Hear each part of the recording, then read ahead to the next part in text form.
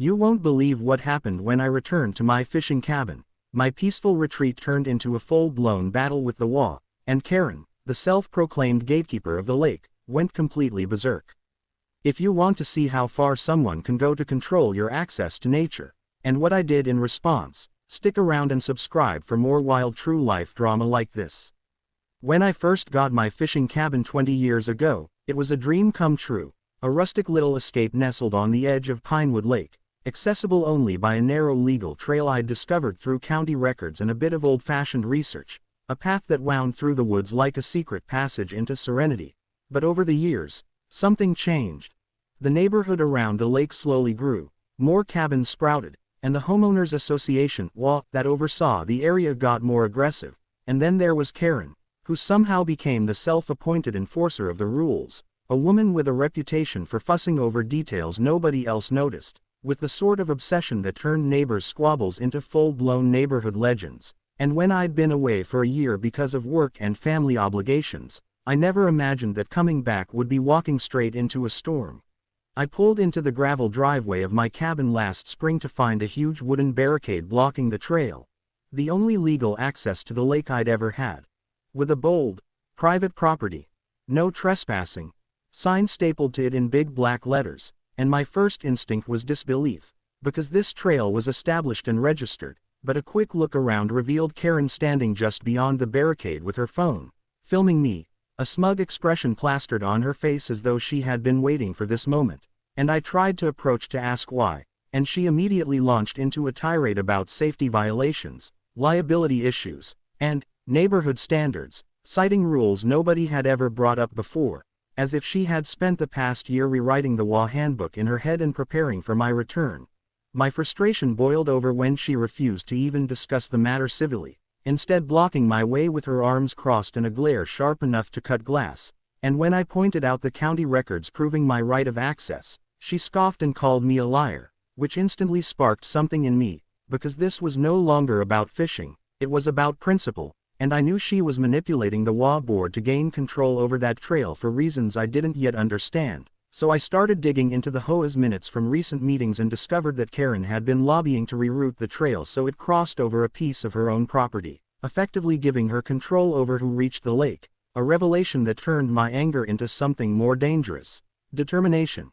I began documenting everything, taking photos of the barricade, recording our exchanges, and even talking to other cabin owners, many of whom admitted they'd been intimidated by Karen's aggressive tactics but too afraid to speak up, which fueled my resolve to stand my ground. So I filed a formal complaint with the county, and that's when the twists began. First, I received an anonymous letter slipped under my cabin door warning me to drop the matter or face consequences. The handwriting was sloppy but the threat unmistakable. Then, Karen started showing up at my cabin at odd hours, ostensibly checking the area, but clearly trying to intimidate me, and one night, I found my cabin door pried open and my tackle box ransacked, which made it clear this was turning from a property dispute into something more personal and sinister. So I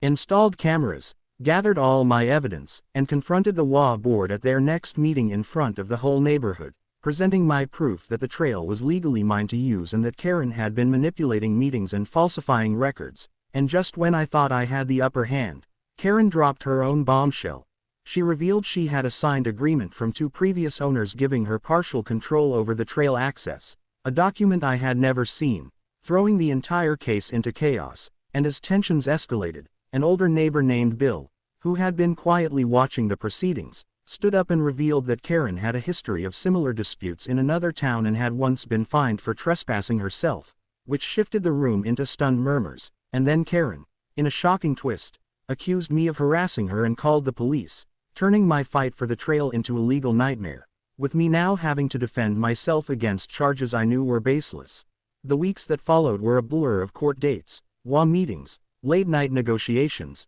and more surveillance footage revealing Karen's repeated obstruction of the trail and attempts to intimidate me, until one day, just as the case was about to be decided, Karen's own lawyer dropped the case without explanation, and she disappeared from the neighborhood as suddenly as she had arrived, leaving the barricade still in place but without anyone enforcing it, which led to the final twist. When I finally took a hike around the block to inspect the trail, I found that the barricade had been replaced with a beautiful new wooden bridge that bypassed Karen's property entirely, built by a mysterious donor who left no note except a plaque reading, "For those who love the lake," and no one knew who had paid for it. It turned the whole battle into a legendary story for the neighborhood, and in the end, I reclaimed my fishing cabin and my access, but the real victory was proving that persistence, community support, and careful attention to the truth could overcome even the most absurd obstacles. And every time I walk down that trail now, I remember Karen's meltdown and smile quietly to myself, knowing I fought for something worth more than just fishing.